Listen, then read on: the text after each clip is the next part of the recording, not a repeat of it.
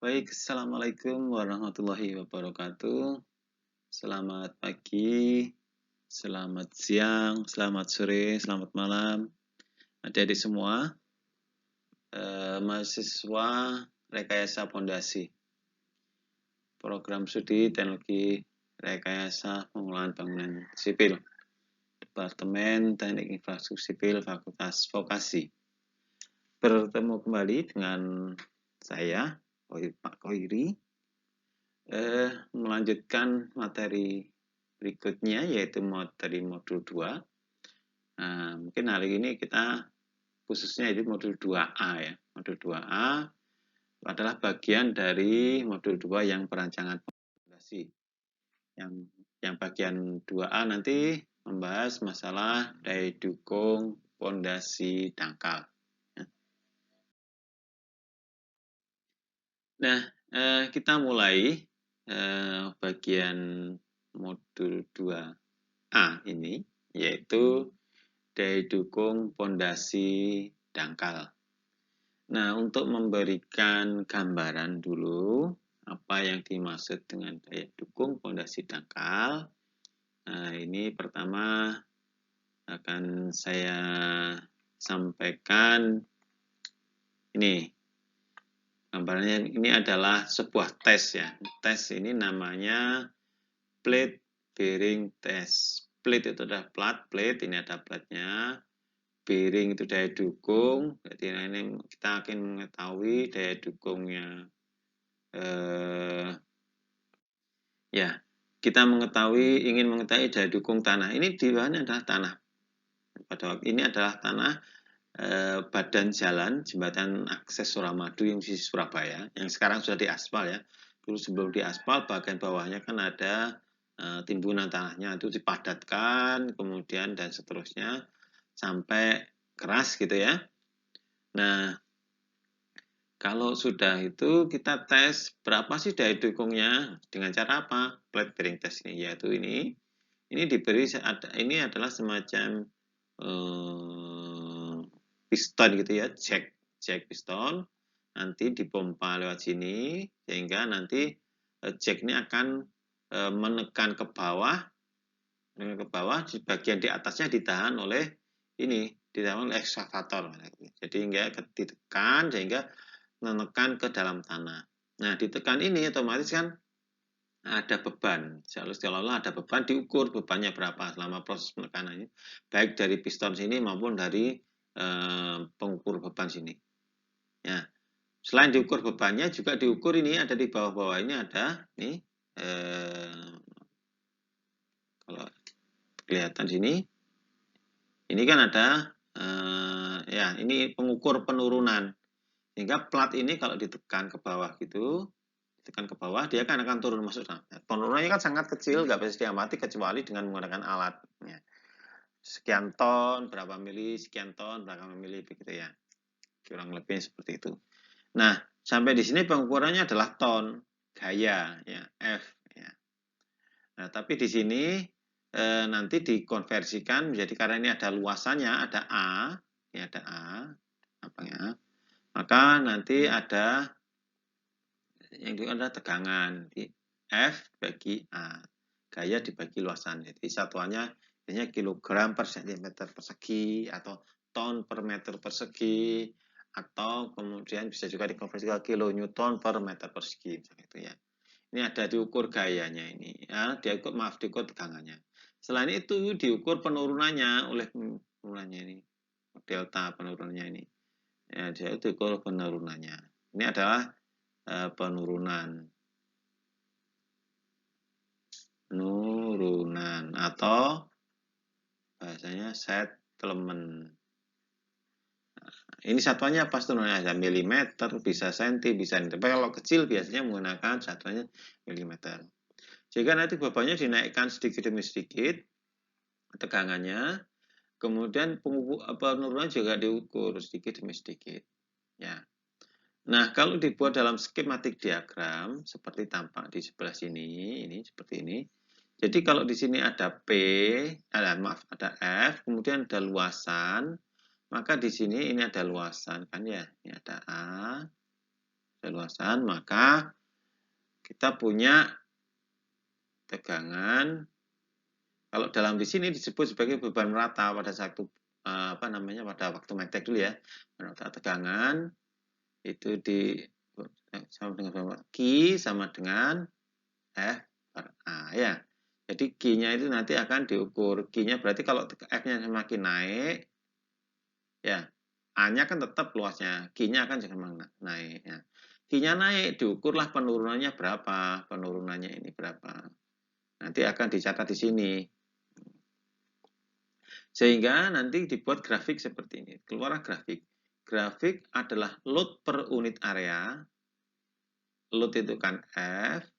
Unit area itu adalah A. Berarti load per A itu sama dengan I. Ya, punya I. Kemudian penurunannya ini disebut sebagai misalkan kita punya pada saat gayanya 0, penurunannya 0, maka ada di sini. Ya. Kalau lebih enaknya mungkin dibuat seperti ini ya. Ini adalah Q, di sini ada delta. Ini Q-nya adalah milimeter. Delta milimeter, Q-nya itu bisa misalkan ini adalah kilo Newton per meter persegi gitu ya satuannya. Karena kan ini load per meter persegi. Meter ya. Ini milimeter. Misalkan pada saat Q-nya 0, pada saat Q-nya 0, maka deltanya 0. Di sini ditulis gitu ya. Nah, nanti ini ada dua grafik. Kita lihat aja grafik yang satu ini, yang general share ini aja dulu, salah satu aja ya. Karena saat ini satu tes itu akan menghasilkan satu grafik.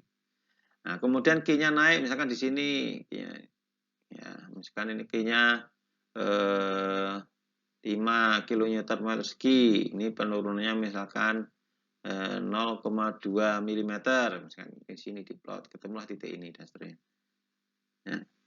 Semakin Q-nya semakin tinggi, maka penurunannya juga semakin besar kan ya, semakin besar Q, penurunannya semakin besar. Sehingga kalau digabungkan terus menerus akan jadi grafik seperti ini. Q-nya naik, terus settlement-nya turun, Q-nya naik, settlement terus Q-nya naik. Panggil pada suatu saat Q tertentu itu dia seperti ini, ambles langsung drop. Jadi Q-nya tetap, tapi settlement-nya banyak, besar sekali, seret gitu ke bawah.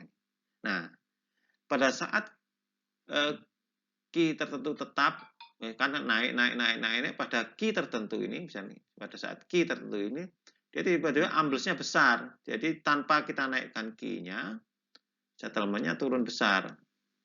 Seret gitu. Nah, inilah yang disebut sebagai QU. Apa itu QU? QU adalah key atau load, U-nya itu dari ultimate. Ultimate itu adalah batas kalau bahasa Indonesia-nya. Nah, berarti ini adalah batas apa? Batas keruntuhan. Ya. Sehingga tanah itu tadi ketika ditekan dengan load 0 pelan-pelan dia turun sedikit, naik lagi, turun lagi, naik lagi, turun lagi. Pada saat Q tertentu, yaitu Q ultimate, dia turunnya besar, seret, ambles. Nah, itu adalah berarti itu disebut sebagai daya dukungnya. Ya, daya dukung tanah mampu menahan berapa beban di atasnya. Nah, ini tadi kan memang tujuannya kan untuk mengukur daya dukung tanah. Ya, seperti ini. Ya, kita lihat grafik satu ini aja lah. Mungkin ini nanti kita jelaskan yang lain. Nah, ini adalah disebut curve load displacement curve. Curve itu ya. Load itu ini. Displacement ini atau settlement. Curve itu kan kurva. Jadi load displacement atau load settlement juga bisa, load displacement curve, kurva. Nah, atau kurva beban dan settlement. Nah, ini menunjukkan hubungan antara beban dengan settlement. Nah, ini menunjukkan pada saat puncaknya ini adalah Q ultimate atau Q batas. Nah, ini adalah real pengukuran daya dukung tanah di lapangan. Nah, Sekarang kita akan apa hubungannya dengan pondasi dangkal. Nah, berikut ini kita teruskan. Nah, sebelum kita masuk perhitungan pondasi dangkal, berikut saya perkenalkan. Ini adalah Bapak Carl Tersaki, lahir tahun 1883, wafat tahun 1963. Berikut Pak Tersaki ini adalah Bapak Mekanika Tanah, ya, Bapak Mekanika Tanah. Semua ilmu berai dukung mekanika tanah diturunkan oleh mengacu ke teori beliau. Nah, kapan daya dukung pondasi dangkal ini diajarkan oleh Tersaki, yaitu pada tahun 1943. Ya, ini 2 tahun sebelum Indonesia merdeka, ya. Merdeka kan 45. Nah, pada tahun 43 ini pertama kali dipresentasikan atau disampaikan sebuah teori yang komprehensif untuk mengevaluasi daya dukung tanah untuk pondasi dangkal. Ya, untuk pondasi dangkal. Nah, menurut Tersaki, definisi dari pondasi dangkal itu apabila df-nya kurang atau sama dengan lebarnya. Maksudnya begini. Ini tanah. Ini adalah misalkan pondasi begitu. Ini muka tanahnya. Ini adalah depth of foundation. Ini adalah lebarnya. Ya, B. Disebut sebagai pondasi dangkal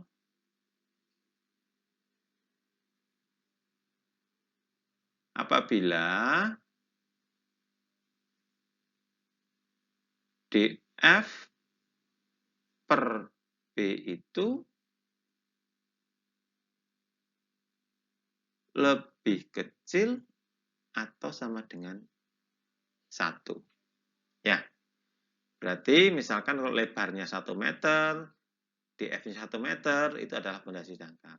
Artinya apa? Kedalamannya ini tidak terlalu besar. Kedalamannya itu tidak terlalu besar dibandingkan dengan lebarnya. Ya, minimal sama. Ya.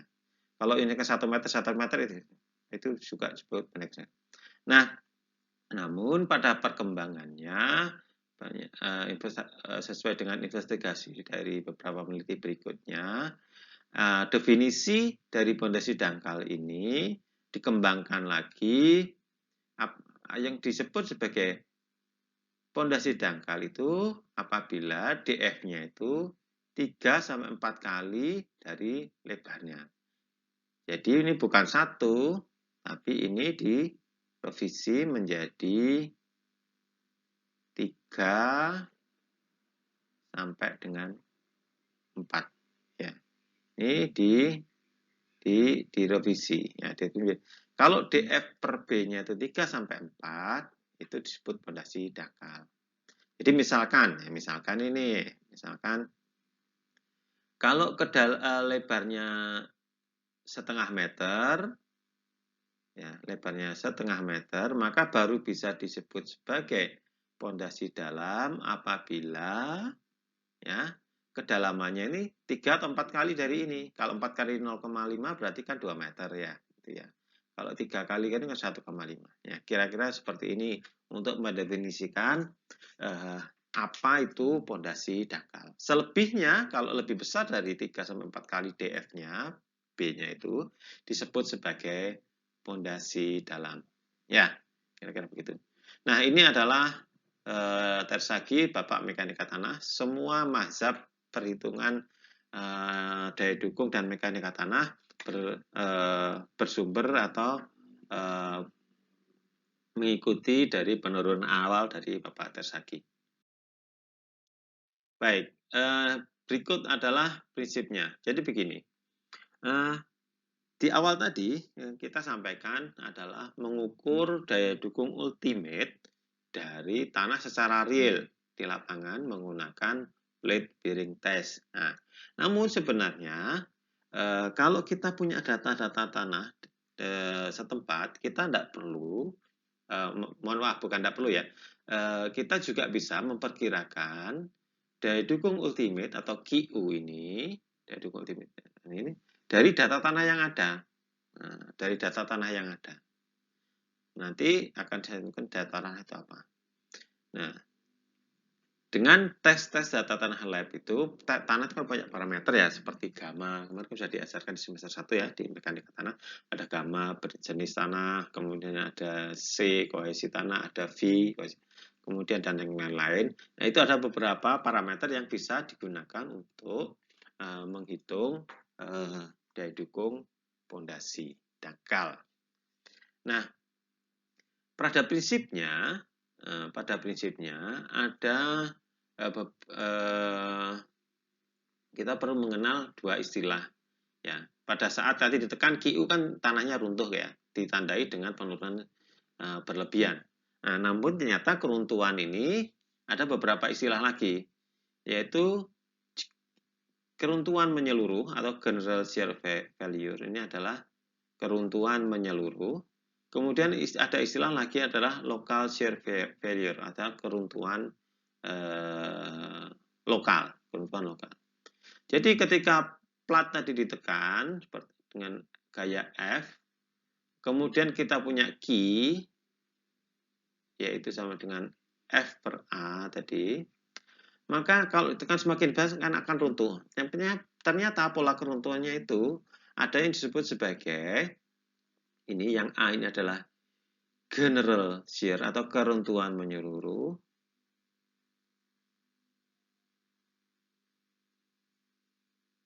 Kenapa kok disebut menyeluruh? Karena ketika ini runtuh, turun runtuh, maka seluruh yang di sini, kiri kanan, baik di bawah, kiri dan kanan ini dari keruntuhan. Tanahnya di sekitarnya runtuh, kemudian terjadi penggelembungan di kiri dan kanannya. Nah, ini adalah keruntuhan menyeluruh. Kenapa? Karena seluruhnya runtuh. Ada juga itu sebagai keruntuhan lokal. Jadi, keruntuhan lokal. Kenapa kok disebut lokal? Ketika ini tadi runtuh, maka yang hanya zona tanah di bawahnya ini, di bawah ini yang runtuh. Nah, yang ini tidak runtuh, hanya deformasi saja, walaupun di sini juga ada penggelembungan di kiri kanan, tapi tidak sebesar pada saat keruntuhan menyeluruh. Karena tanah yang runtuh atau yang rusak itu hanya di bagian zona lokal ini saja. Sedangkan yang di sini hanya terjadi deformasi tanpa terjadi keruntuhan. Nah ini polanya beda. Kalau keruntuhan menyeluruh disebut QU biasa. Kalau keruntuhan lokal di QU ada aksennya ini ya, ada QU aksen keruntuhan lokal. Dan puncak terjadi keruntuhan lokal itu lebih kecil daripada keruntuhan menyeluruh. Ya. Nah, untuk selanjutnya kita lihat seperti ini lebih jelasnya. Nah, polanya akan seperti ini. Yang ini adalah keruntuhan menyeluruh, dan ini seluruh zona tanah menyeluruh, ini yang A. Yang B ini adalah keruntuhan lokal. Yang C ini adalah punching atau tercoblos ya, keruntuhan tipe 3 yang disebut sebagai punching shear. Nah, kalau kita melihat hubungan antara QU versus settlement, kalau keruntuhan menyeluruh ini tadi ditekan seret sampai kemudian seluruhnya runtuh ya, seluruh tanahnya ini runtuh dari kiri kanan. Maka dia nanti grafiknya akan sendiri, Q semakin besar, settlement turun dikit, terus kemudian pada saat puncak seret dia lebih turun tapi Q-nya malah mengecil. Jadi kalau kita lihat arlojinya di sebelah atas tadi bebannya itu mengecil tapi ini tetap turun ya. Ini adalah keruntuhan menyeluruh. Nah, namun keruntuhan lokal akan ini seperti ini.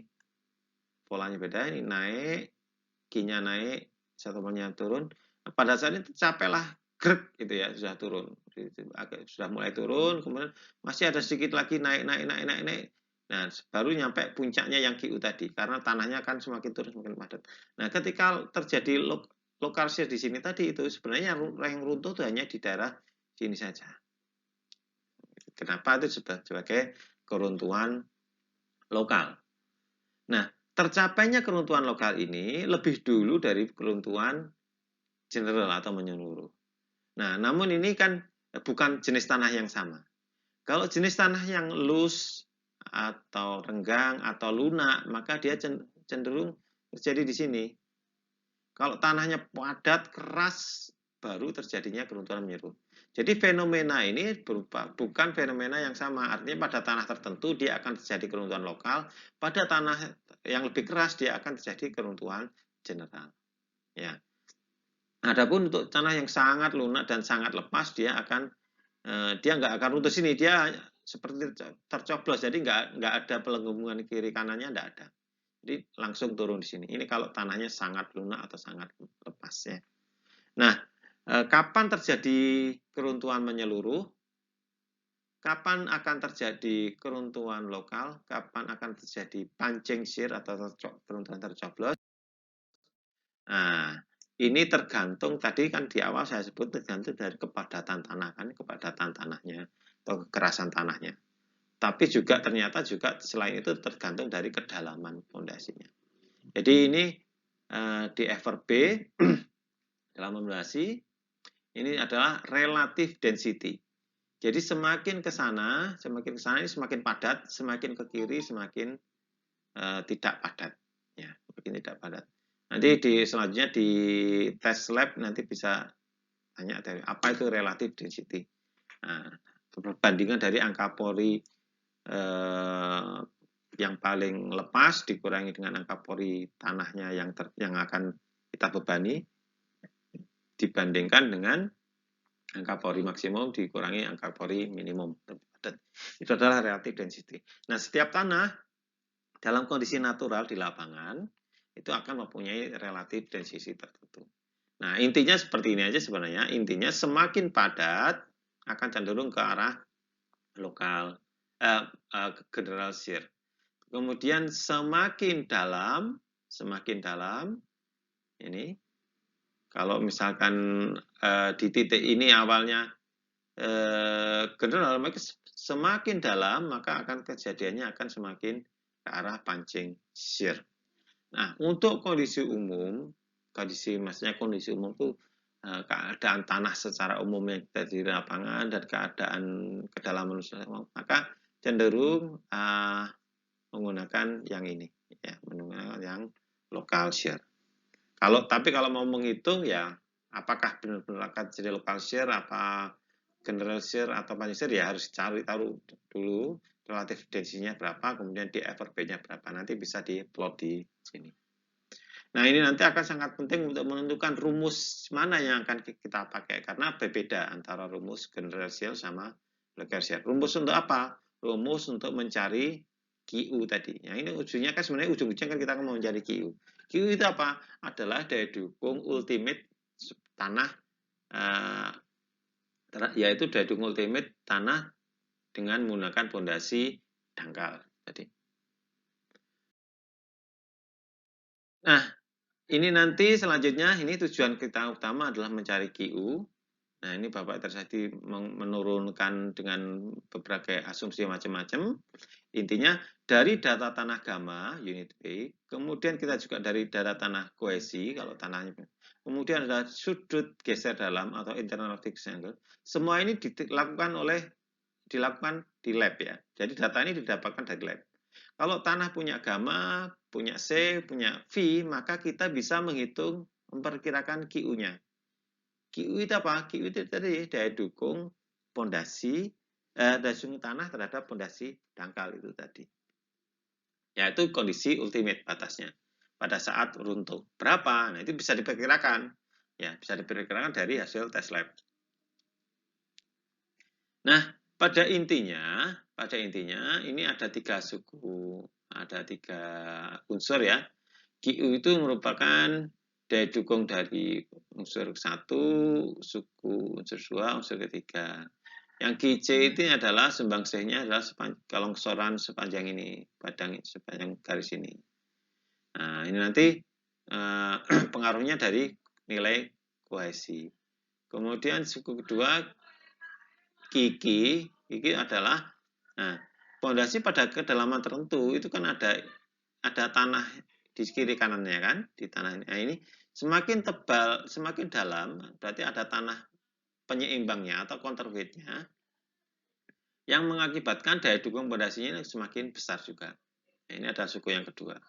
Maka ini ada ini. Jadi kalau semakin dalam pondasi otomatis semakin kuat, semakin sedangkal semakin lemah. Nah, itu karena apa? Karena ada unsur suku kedua ini, penyeimbang tanah kiri dan kanannya. Gitu ya. Jadi ketika kita mau ambrol otomatis kan, kalau ambrol kan begini menggelembung sini, berarti kan ditahan oleh ini berat kiri kanan tanahnya. Semakin dalam semakin besar.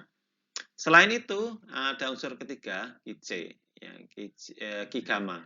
Itu adalah di ujung ini tanah menekan berarti ada yang melawan gitu ya. Ini tergantung dari suku ketiga. Nah, di sini saudara akan mengenal ada 3 istilah baru aja, NC, NQ, N gamma. Ini sebenarnya apa sih NC, NQ? Sebuah angka atau sebuah faktor yang digunakan untuk menentukan daya dukungnya. Ya, sebuah angka. Nah, angka ini dapat dari mana? Dilihat dari tabel. Tabelnya di slide berikut. Nah, angka ini dari tabel tergantung dari nilai V-nya. Tergantung dari nilai V atau sudut geser dalamnya. Oke, baik. Jadi rumusnya adalah QU sama dengan C aksen dikalikan NC. Ini adalah kohesi. Ini adalah faktor daya dukung. NC. Kemudian Q ditambah dengan Q and Q. Q ini adalah apa? Q adalah gamma dikalikan DF. Gamma itu adalah unit weight, DF adalah depth of foundation. Ini tadi. Kemudian dikalikan dengan faktor daya dukung NQ. Ditambah dengan setengah gamma. Gamma itu adalah gamma tanah, unit weight tanah. Dikalikan dengan B. B adalah lebar pondasi. B. Gamma tadi berat tanah, G adalah lebar pondasi, dikalikan dengan N gamma. N gamma adalah sebuah angka faktor daya dukung untuk suku ketiga. Nah, untuk lebih mudahnya nanti berarti apa daya dukung QU ini nanti ketemunya dalam bentuk apa? QU ini ketemunya adalah dalam bentuk satuan gaya persatuan luas. Sama seperti yang grafik tadi kan? Di awal tadi adalah gaya persatuan luas, daya dukung ultimate. Nah, bisa kilogram kalau per sentimeter persegi. Nah, itu juga sangat tergantung. Misalkan nilai kohesinya ini kalau ini kan NC, NQ, N gamma tanpa satuan, ya. Ini tanpa satuan. Kalau C-nya dalam bentuk kilogram per meter persegi, otomatis QU-nya ikut dalam persegi. QNQ juga begitu, tergantung gammanya. Jadi kalau misalkan C-nya pakai kilogram per meter persegi, maka C-nya pakai kilogram per meter persegi, maka QU-nya akan dapatnya kilogram per meter persegi dengan catatan gammanya juga harus dalam kilogram per meter persegi, kan satuannya harus sama, harus konsisten. Kalau kilogram semua, kalau ton semua, kalau kilonewton semua, kalau senti semua, kalau meter semua. Sehingga QU nanti selain kilogram per meter persegi dapat direpresentasikan dalam bentuk satuan lain, bisa ton per meter persegi atau kilonewton per meter persegi. Nah, ini yang umum digunakan kalau ini adalah sistem internasional. Kalau kita berkolaborasi dengan perancang-perancang luar negeri, LSM, maka gunakan atau internasional, maka gunakan sistem internasional. Gaya menggunakan kilonewton, luasan menggunakan meter. Kalau tekanan berarti menjadi kilonewton per meter persegi. Ya, ini adalah prinsip dasar daya dukung pondasi dangkal yang diajarkan oleh Bapak Tersaki. Nah, 3 faktor tadi, NC, NQ, N gamma, ini adalah dari ini rumusnya, tidak usah dipelajari rumusnya ini, nanti saja ya. Tapi yang jelas, tergantung dari nilai V-nya. Kita tinggal lihat tabel saja. Tabel 3.1 ini adalah Tersaki bearing capacity factor atau faktor daya dukung. Ini ada NC, ada NQ, ada N gamma. Ya, dapatnya berapa? Misalkan saya punya V sudut geser 0, maka NC-nya adalah 5,7, NQ-nya adalah 1, N gamanya adalah 10. Kalau saya punya V 25 derajat, V itu dalam bentuk derajat ya, sudut geser internal. Maka kalau saya punya 25 derajat V-nya, maka saya punya NC-nya 25,13, NQ-nya 12,72, N gamanya ini. Dan seterusnya ini 0 sampai 25, ini 26 sampai 50 V-nya nanti ada di sebelahnya ini. Ya. Jadi tabel ini adalah untuk mencari NC, NQ, N gamma untuk sudut geser V 0 sampai 50 ya, 0 sampai 50 ada semua di sini. Nah, adapun pondasi dangkal itu bentuknya kan macam-macam. Ada yang strip foundation, pondasi menerus, seperti di rumah tinggal itu. Kalau ini kan pondasi menerus gitu ya. Ini kan gini ya. Ini ada B, ini ada satu kali ya. Ini ada DF, kan menerus panjang sekali gitu ya, menerus. Ada juga yang pondasi telapak atau satu tempat gitu ya, punya ukuran bujur sangkal, misalkan 2 meter kali 2 meter, 1 meter kali 1 meter, 80 cm kali 80 cm, ini adalah pondasi telapak. Juga kalau pondasi berbentuk lingkaran dasarnya, maka kita menggunakan rumus yang ketiga ini. Tiga rumus ini sama, hanya berbeda di ini aja, ada pengali-pengalinya ini 1,3, 1,3 ini 0,4, 0,3 ya. Adapun NC, NQ, N gamanya sama cara mencarinya. C atau kohesinya Q sama semua, atau B ini adalah gamma, B adalah, nah kalau bujur sangkar B adalah lebar pondasi, kalau circle yang disebutkan B adalah diameternya, kalau untuk pondasi menerus yang disebut B adalah lebarnya, tinggal dipakai saja. Nah, yang paling penting adalah ini, saudara perhatikan ini ada tulisannya daya dukung ini adalah untuk general shear atau keruntuhan menyeluruh. Tabel ini adalah untuk general shear juga untuk keruntuhan menyeluruh, NC, NQ, N gamma. Ya, untuk keruntuhan menyeluruh. Nah, nanti kalau dalam praktisnya di soal akan disebutkan, oh pakai saja ya, ini daya dukung ini adalah dicoba hitung daya dukung untuk keruntuhan menyeluruh, asumsinya keruntuhan menyeluruh, saudara tinggal hitung aja. Kalau atau asumsinya keruntuhan lokal gitu ya. Nah, namun kalau misalkan untuk perancangan yang sesungguhnya di lapangan, saudara harus yakin ini apa yang terjadi. Akan menggunakan yang keruntuhan menyeluruh atau menggunakan keruntuhan lokal. Nah, kalau saudara tidak tahu, maka pakai yang aman saja, pakai yang keruntuhan lokal. Ini biasanya kalau pakai keruntuhan lokal, itu daya dukung atau QU yang kita hitung itu menghasilkan angka yang lebih kecil, yaitu yang lebih aman, Jadi kita tidak terlalu overconfident. Kalau mau dihitung sesungguhnya ya harus dicari dulu relatif density-nya seperti apa. Ya, ini adalah untuk keruntuhan menyeluruh. Adapun untuk keruntuhan lokal, ini ada di slide berikutnya. Saudara pakai rumus ini sama, ya. Cuma koefisiennya ini yang dibedakan. Ya, bedakan. Sama NC, NQ-nya juga berbeda. NC, NQ, N gamanya berbeda menggunakan tabel ini. Menggunakan tabel 32. Ini adalah NC-nya diganti ditambah dengan aksen gitu ya. Ini ada tanda petik aksen, NQ aksen. Ini adalah untuk menghitung QU atau daya dukung pondasi dangkal dengan asumsi keruntuhan lokal atau local shear. Yang pertama ini adalah untuk pondasi menerus, yang kedua ini adalah pondasi bujur sangkar, untuk yang untuk pondasi lingkaran.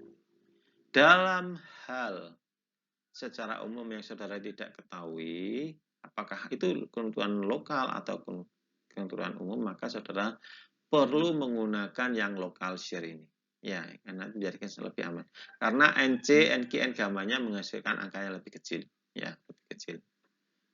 Nah, secara umum memang tanah di kondisi alam mentantol kan tidak dalam kondisi yang sangat keras gitu ya. Tidak dalam kondisi yang sangat keras. Jadi untuk yang kondisi yang umum maka saudara gunakan saja local shear. Tinggal dimasukkan saja. NC-nya sama, Q-nya sama, kemudian gamanya juga sama, B artinya B-nya juga sama. Tinggal NC, NQ, N gamanya menggunakan tabel yang ini. Peruntukan yang lokal. Ya, jadi kita nanti dapat QU. Nah, saya reminder lagi, apa itu QU? QU adalah daya dukung ultimate fondasi dangkal. Ya, daya dukung ultimate itu apa? Ultimate batas. Ya, jadi pada batas yang diperkirakan terjadi keruntuhan. Di mana keruntuhan itu akan terjadi ketika daya dukung tanah sudah tidak mampu menerima beban dari luar. Batas keruntuhan. Nah, ini untuk selanjutnya, kalau kita mendesain sebuah pondasi, maka kita nggak boleh menggunakan yang QU tadi. QU kan batas ya, batas runtuh. Padahal kan bangunan kan tidak boleh runtuh. Maka saudara perlu menggunakan QAll atau daya dukung izin. All itu allowable. Untuk merencanakan sebuah pondasi adalah menggunakan daya dukung izin, bukan daya dukung ultimate.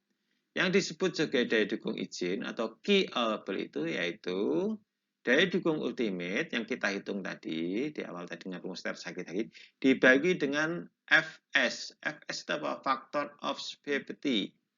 Factor of safety. Bahasa Indonesia adalah angka keamanan. Dalam beberapa literatur disebut juga bisa juga sebagai SF, safety factor, ya safety factor. Sama saja dipulabari. Nah, namun di Brajadas ini istilahnya menggunakan FS, factor of safety. Nah, berapa nilainya angka keamanan ini? Ya, berarti kan dibagi. Nilai keamanan ini disarankan sama dengan 3. Jadi, kalau saudara punya misalkan QU ketemu 15 kilonewton per meter persegi, berapa Q allowable-nya atau Q izinnya sama dengan 15 dibagi dengan SF. Sama dengan 15 dibagi, kalau SF-nya sama dengan 3, maka ini adalah 3, tinggal 5 kilonewton per meter persegi. Nah, kalau saudara punya ultimate 15, maka yang dibolehkan untuk perencanaan itu hanya 5 kilonewton per meter persegi. Gitu ya. Sehingga dengan 5 kilonewton persegi itu penurunannya yang tidak terjadi berlebihan dan masih pada batas aman atau batas yang diizinkan. Ya. Ini adalah pengertian dari key izin, daya dukung izin atau key allowable, dan angka keamanan atau safety factor. Nah, dalam beberapa hal, ini ada penjelasan lebih lanjut, kan kita tahu ya, dalam beberapa hal, itu kita punya lagi istilah yang lain. Ya, saya gambar dulu ya, nah, ini kan ada key, ya, di sini ada gaya luarnya. Nah, ada istilah lagi yang disebut sebagai key netto. Key net. Net itu netto, bersih. Key bersih. Ya, key bersih. Ya. Apa yang disebut sebagai key net atau key bersih? Nah, ini. Ini tadi kan ada beban luar. Ya, ada beban luar. Kemudian kita menghitung di sini, ketemu kan QU ya. Ada ketemu ultimate, batas tanahnya ultimate. Nah, namun sebenarnya beban yang masuk ke tanah kan tidak hanya Q. Nah, pondasi ini kan punya berat kan ya. Pondasi kan punya berat. Beratnya kan juga bawah, W. Ya, punya berat. Berarti yang ditahan oleh tanah itu bukan hanya Q, tapi juga berat pondasinya. Termasuk tanah yang di atas pondasi ini menjadi membebani. Nah, maka sebenarnya QU ini tidak hanya kalau kita pengen bersih, maka harus dikurangi dulu dengan daya dukung yang beban yang akibat tanah di atasnya dan pondasi di atasnya ini. Karena ini kan juga membebani tanah kan di dasar pondasi. Ini adalah dasar pondasi. Maka ada istilahnya kinet. Kinet adalah QU yang kita hitung ini tadi dikurangi dengan Q. Nah, Q itu apa? Q itu adalah ini tadi, tegangannya diakibatkan oleh tanah di atasnya termasuk dengan fondasinya sendiri. Ya. Q itu apa? Q adalah tadi sama, gamma kalikan dF. Sehingga selain kita punya rumus yang hijau ini, Q allowable, Q izin sama dengan QU dibagi Fs. Kalau kita pengen Q izin, Q all atau Q izin neto, Q izin net itu adalah QU dibagi dengan Fs, di mana kalau QU sama dengan kalau seperti ini, QU kan sama dengan Q net dikurangi Q, kan bisa dibalik ya. Maka ini QU di Q net dikurangi QU dikurangi Q ini sama dengan Q net. Maka kalau Q allowable neto adalah ini QU dikurangi Q dibagi safety factor. Nah, berarti ini nanti jatuhnya lebih kecil lagi karena QU-nya sudah dikurangi dengan Q, di mana Q sama dengan gamma dikalikan dengan df. Nah, kurang lebihnya itu nanti dalam hal kalau tidak ditandai dengan Q neto, ada hanya Q izin atau daya dukung izin saja, kita hanya pakai rumus yang ini. Tapi kalau misalkan yang ditanya adalah neto atau bersih, baru menggunakan yang biru ini. Ya. Oke, baik, kita lanjutkan ke berikutnya. Nah, ini ada contoh perhitungan, ya, contoh perhitungan.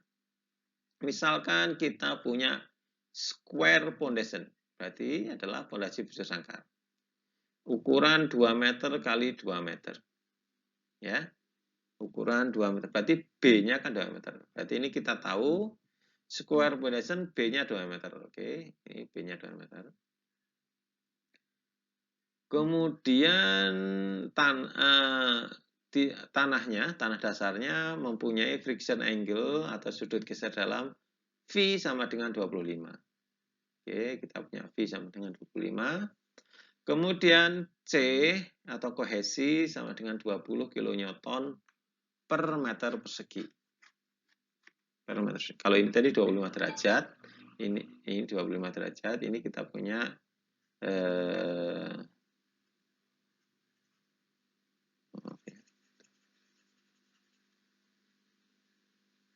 ya, kita punya 25 kali 25, kemudian punya V 25 derajat, punya C 20 kN persegi, punya gamma tanahnya adalah 16,5 kN per meter kubik. Ya. Oke, sudah lihat ini semua pakai kilonewton meter. Berarti nanti ketemunya Q-nya juga dalam kilonewton. Determine the allowable gross load atau QU. Jadi determine daya dukung izin fondasi dengan angka keamanan 3. Terus asumsikan kedalaman fondasi depth of foundation, df-nya adalah 1,5. Jadi kita punya df 1,5, punya B 2 meter.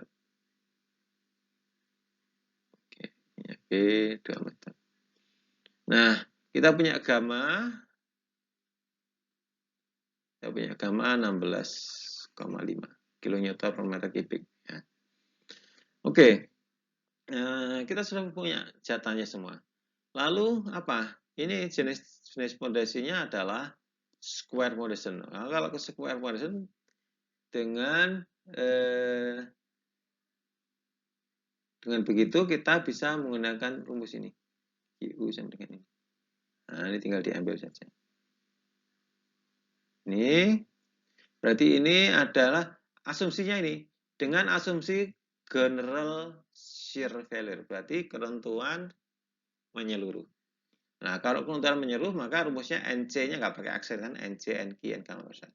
Nah, ini penting ini berarti, ini diketahui dalam soal. Ini kerentuan menyeluruh.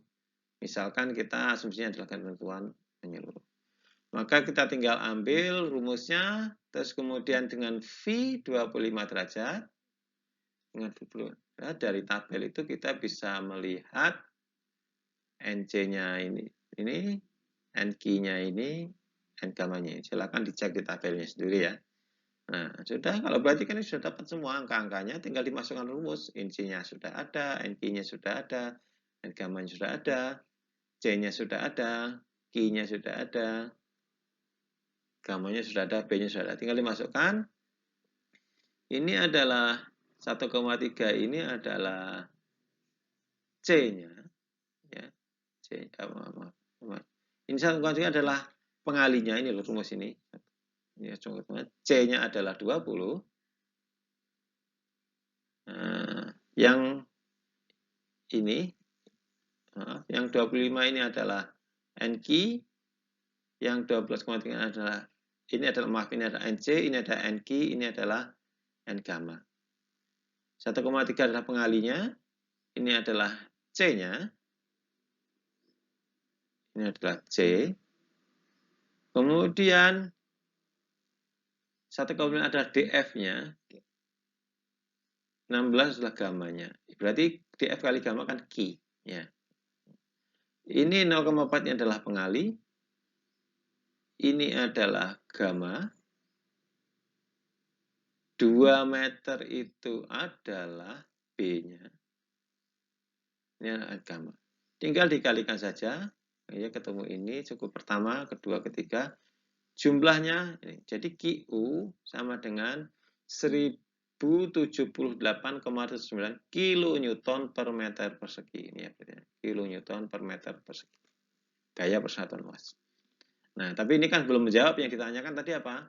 Yang ditanyakan kan izin. Ya, izin.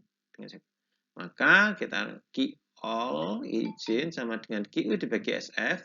Tinggal dimasukkan di sini 1078 dibagi SF-nya 3, ketemulah ini. Ya.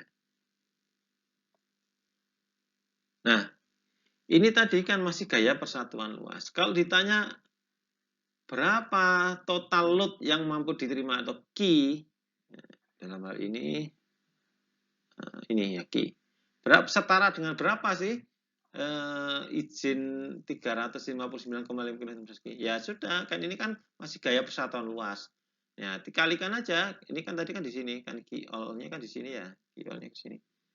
Nah, ini 359 dikalikan aja dengan luasnya. Luasnya 2 kali 2, maka G-nya adalah 359 ini. Nah, setara dengan ini. Nah, kalau ini bukan Q U, bukan Q all lagi, tapi ini Q besar. Q besar izin. Berarti adalah sudah berupa gaya saja. Di 1438. Kalau ini kan mesti gaya persatuan luas. Nah, ini setara dengan ini. Ya. Maka daya dukung izin pondasi untuk kalau dalam satuan gaya ini Q sebesar 1438 kN. Tapi kalau daya dukung izin persatuan luas Q kecil Q di sini adalah 359 kN per meter persegi. Nah, ini adalah contoh perhitungannya. Saya kira mungkin ini yang bisa saya sampaikan dulu untuk pertemuan pertama ini sebagai awalannya. Nanti ini masih dalam proses ya. Nanti ada link Google Sheet gitu ya, Google Sheet dikerjakan bersama-sama. Nanti V-nya diketahui, saudara tinggal mengisikan NC, NQ, N gamanya, kemudian DF-nya kita variasi sehingga nanti kita mendapatkan oh ternyata pondasi itu kalau lebarnya semakin lebar itu semakin kuat. Kalau semakin dalam juga semakin kuat. Nah, cuma nanti kan kita tidak tahu pengaruhnya itu apakah linier atau meningkat secara drastis ya, atau eksponensial. Nah, nanti kita perlu cari. Nah, kalau sudah ngerjakan ini nanti ketahuan bahwasanya pengaruh lebar dan kedalaman terhadap daya dukung pondasi itu seperti apa. Ya, kurang lebihnya seperti itu yang bisa saya sampaikan. Ya, berikut ini adalah pengaruh muka air tanah terhadap perhitungan daya dukung pondasi dangkal. Ya, terhadap perhitungan daya dukung pondasi dangkal. Saudara tahu kalau tanah itu kan ada muka air tanahnya ya. Kalau misalkan saudara gali sumur itu ya nanti kan di kedalaman tertentu mungkin itu nanti ada muka air tanahnya. Misalkan kalau dalam kasus pondasi ini karena bisa jadi mungkin muka air tanah itu ada yang 1 meter atau setengah meter dari muka tanah, muka tanah ini. Ini kalau muka air tanahnya sejarak berapa? Bisa juga nanti di bawahnya gini, bisa juga di bawahnya lagi sini ya, kita nggak tahu. Bisa juga muka air tanah jauh di dalam di basanya. Ini adalah muka air tanah. Ini adalah muka air tanah. Nah, posisi muka air tanah ini, posisi kedalaman akan mempengaruhi perhitungan daya dukung pondasi yang saudara kerjakan tadi yang ini. Nanti akan pengaruh ini ya, akan pengaruh. Nah, karena apa kok berpengaruh? Nah, kita harus kembali memahami dari rumus ini kan ada 3 suku, ada suku 1, suku kedua, suku 3. Dari biasanya intinya daya dukung tanah itu tergantung dari suku 1 itu yang geser sepanjang bidang sliding ini. Ini adalah suku sepanjang geser ini. Jadi semakin kohesinya, kalau ini ditekan kan ambrol. Kalau ambrol kan ada pergeseran. Nah, kekuatan geser ini kan yang menahan. Nah, ini tergantung nilai C, nilai kohesi. Ini makanya suku 1. Kalau kuat kohesi semakin besar, maka daya dukung pondasi semakin kuat. Kemudian ada suku yang kedua, yaitu yang ini. Jadi kalau kedalaman tertentu DF ini, maka dasar pondasi ini, maka kiri kanannya itu kan ada kayak tekanan berat tanah kayak sini, yang sebesar Q, gamma kali DF. Di sini juga ada sama, ini kan cuma digambar sebelah ini kiri kanan. Semakin besar gaya lawan tanah ini, maka ini mendorong atau melawan terjadinya keruntuhan. Nah, itu dari suku kedua. Yang suku ketiga adalah yang di sini. Kalau ini ditekan, ada beban Q bawah, ini ada Q dibagi luas pondasi, ada Q beban rata. Nah, ini mendorong ke bawah, ini ada tekan tanah pasif yang melawan ini, melawan di kiri kanannya segitiga. Ini adalah unsur yang ketiga. Nah, ini nanti yang menjadi dasar bagaimana muka air tanah mempengaruhi terhadap rumusnya. Kalau misalkan muka air tanahnya ada di sini, di bagian atas, maka yang atas ini nanti kan ada punya gamma berat jenis tanah. Kalau yang di bawahnya muka air tanah kan kita punya, masih ingat ya, gamma sat. Masih ingat gamma sat itu apa? Mekanika tanah. Ada yang masih ingat gamma sat? Tidak ada yang ingat. Gamma sat, gamma jenuh air ya, saturasi. Gamma saturated atau gamma jenuh air. Karena dia di bawah posisi air, maka punya gamma saturated. Nah, kalau di atas ini dia punya, karena di atas muka tanah tidak ada gamma. Nah, jadi pada prinsipnya, kalau pondasi semakin terendam air, nah ini kira-kira saja nih, ada enggak? Kira-kira ada yang enggak? Punya pemikiran enggak? Kalau pondasi semakin terendam air, kira-kira daya dukungnya semakin kecil atau semakin besar ya?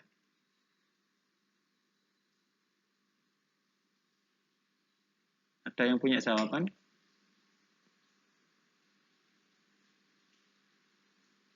Gak ada yang jawab? Jawab aja enggak apa-apa.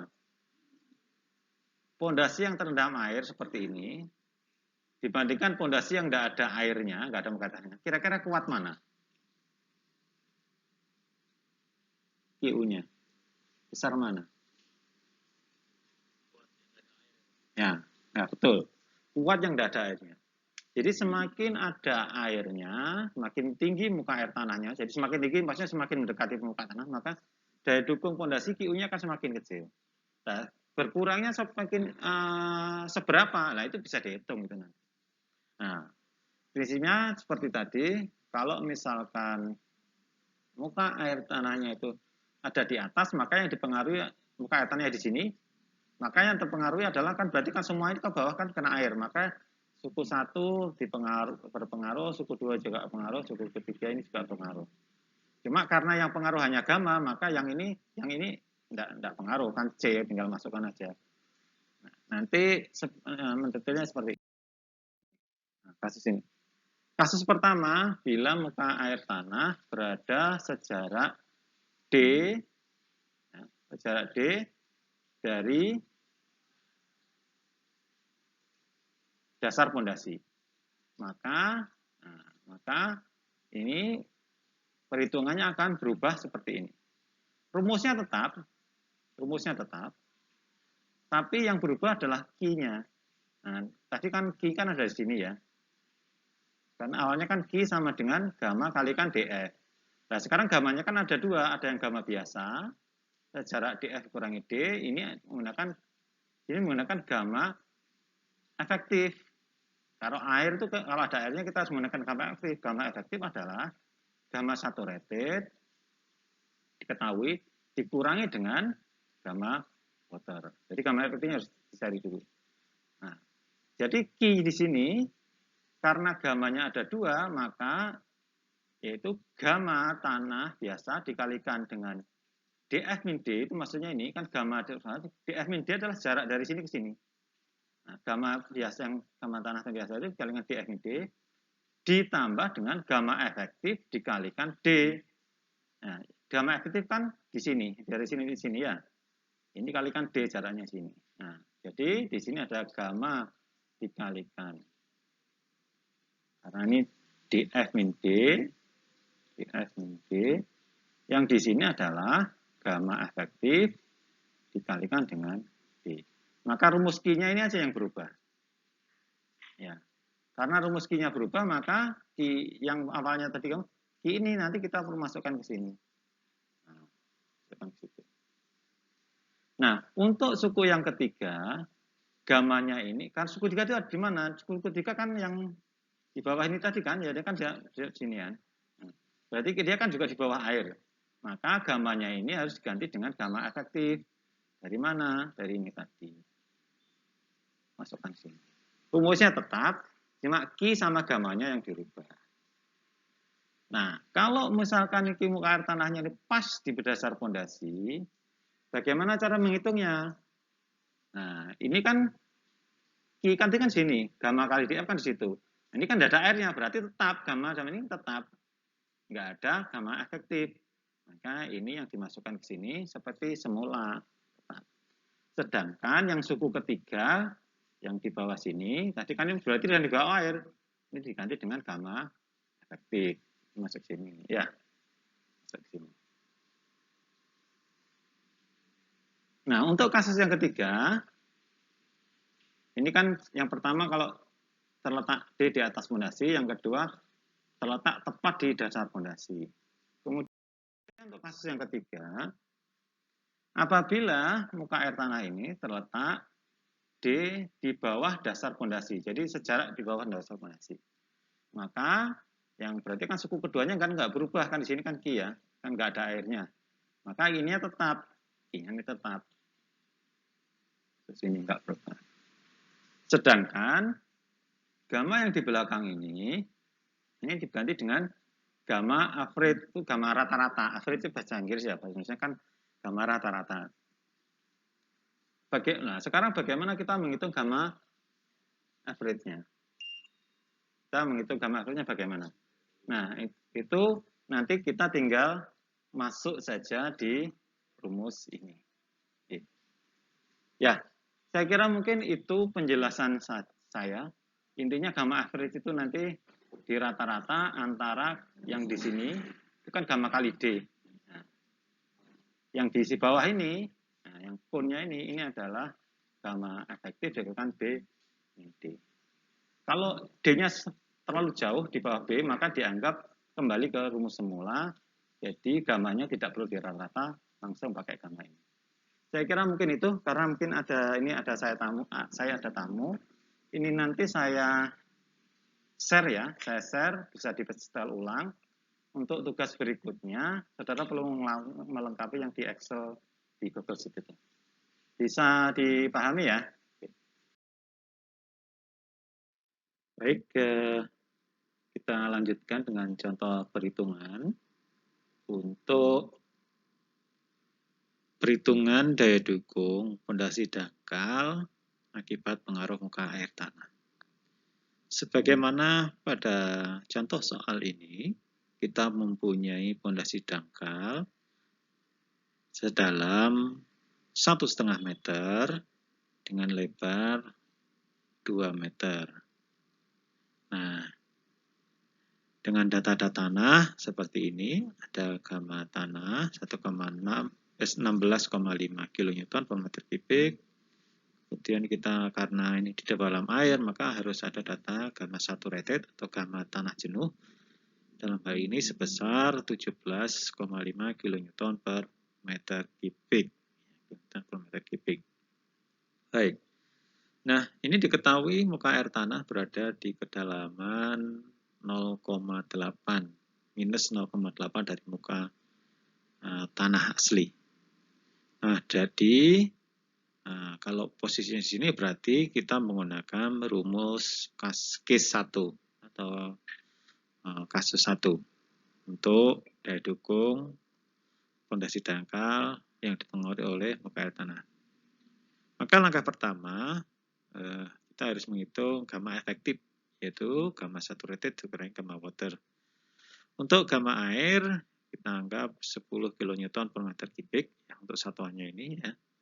Kalau ton kan 1 ya, kalau kilonewton meter kubik 10 kN meter kubik. Maka dapat dihitung gamma efektif sama dengan 17,5 dikurangi 10 yaitu menjadi 7,5 kN per meter kubik ya. Maaf kurang angka 3 sih. Per meter kubik. Kemudian dari situ kita bisa menghitung nilai Q.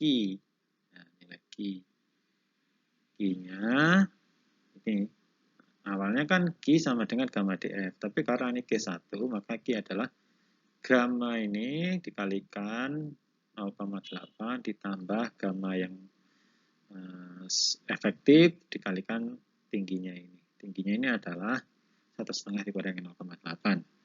Maka 1,5 kurang 0,7.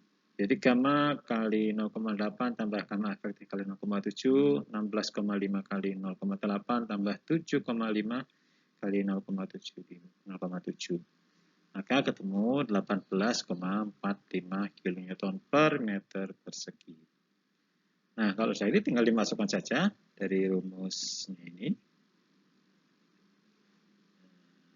Ya, rumus ini kan pindah ke sini.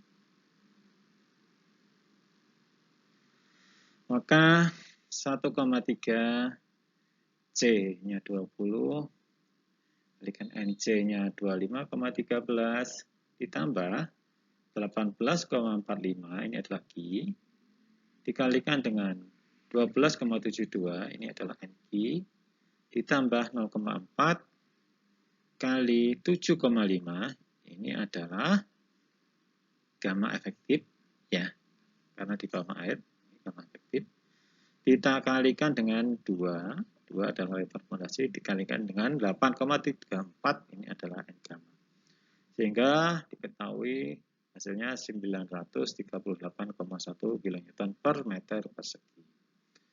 Nah, ini kan lebih kecil dari PR sebelumnya ya, kalau tidak ada air. Kemarin kan sampai 1047 Bang, airnya. Dengan adanya muka air tanah, daya dukungnya lebih kecil. Ini adalah Q ultimate, padahal yang ditanyakan adalah izin, allowable, ya izin sama dengan Q ultimate dibagi dengan 3. Ultimate dibagi dengan 3. 3 ini adalah angka keamanan atau factor of safety. Jadi IJ-nya adalah 312,7 kN per meter persegi. Nah, demikian adalah cara menghitungnya ya. Baik. Nah, secara umum daya dukung yang kita pakai menghitung sebelumnya itu adalah rumus Tersagi. Ada juga di buku selanjutnya saudara bisa belajar sendiri di buku HCM DAS, Principle of Foundation Engineering. Nah, ini ada rumus yang sudah dibuat umum ya. Jadi General Bearing Capacity Equation ini adalah pengembangan. Pengembangan intinya adalah daya dukung fondasi dangkal itu sama dengan kohesi dikali dengan faktor daya dukung dilakukan dengan FCF, FCD, FCI. Ini apa? Ini adalah FCS, FCS dan SCDC ini adalah faktor-faktor bentuk, ada faktor kedalaman, ada faktor kemiringan beban, ada faktor yang lain. Nah, ini semua secara umum dibuat. Ini nanti ada tabel-tabelnya. Tidak dijelaskan secara mendetail di sini, mungkin bisa saudara pelajari sendiri di buku HCM DAS tersebut. Dan yang paling penting untuk mata kuliah ini adalah untuk yang tersakinya harus menguasai dulu. Nanti selanjutnya bisa menggunakan yang rumus umum seperti ini. Nah, ini yang perlu saudara tekankan, perlu perhatikan adalah QU itu adalah daya dukung ultimate pada saat runtuh atau daya dukung batas. Q allowable itu adalah daya dukung allowable atau daya dukung izin yang digunakan untuk perencanaan. Nah, satuannya adalah gaya persatuan luas. Bisa kilogram per sentimeter persegi, kilonewton per meter persegi, atau kilopascal KPA. 1 pascal sama dengan 1 kilonewton per meter persegi. Kemudian bisa ton per meter persegi, bisa pound per feet kuadrat. Ya. Kalau satuan internasional banyak pakai ini, ya. Kalau untuk lokal Indonesia sering-seringnya pakai ini, ton per meter persegi, atau kadang juga kilogram per sentimeter persegi. Nah, ini perlu diingat-ingat ya. Jadi daya dukung fondasi dangkal itu bukan dalam gaya, tapi dalam tekanan. Satuan gaya dibagi luasan. Nah, ini juga saya lampirkan beberapa presumptive bearing pressure from various building code. Jadi ini adalah perkiraan ya, perkiraan daya dukung tanah. Ini mulai dari yang batuan, kerikil, sampai sandy silting. Tapi ini perkiraan kasar saja. Kalau untuk desain harus tetap menggunakan perhitungan yang rumus Tersagi tadi ya. Ini juga saudara lihat satuannya bisa KPE atau pound per feet kuadrat. Ini dalam kurung ini adalah kilopascal, KPE atau kilonewton per meter persegi. Untuk yang ini adalah yang tidak dalam kurung adalah pound per feet persegi. Ini ada beberapa catatan, misalkan untuk yang B ini, yang Unicode ini sudah mempertimbangkan angka keamanan sebesar 3. Jadi yang ditulis di sini itu sudah izin berarti ya, daya dukung izin. Faktor 3. Untuk yang lain mungkin bisa dilihat sendiri catatan-catatan langsungnya di PD Code. Ini adalah presumptif atau perkiraan. Nah, kasar kira-kiranya daya dukung tanah. Dan ini sebagaimana yang saya jelaskan tadi, nanti untuk latihannya bisa dilihat di link di Google Spreadsheet untuk melihat tren atau daya dukung ultimate terhadap lebar pondasi dan kedalaman pondasi. Demikian, terima kasih, selamat belajar.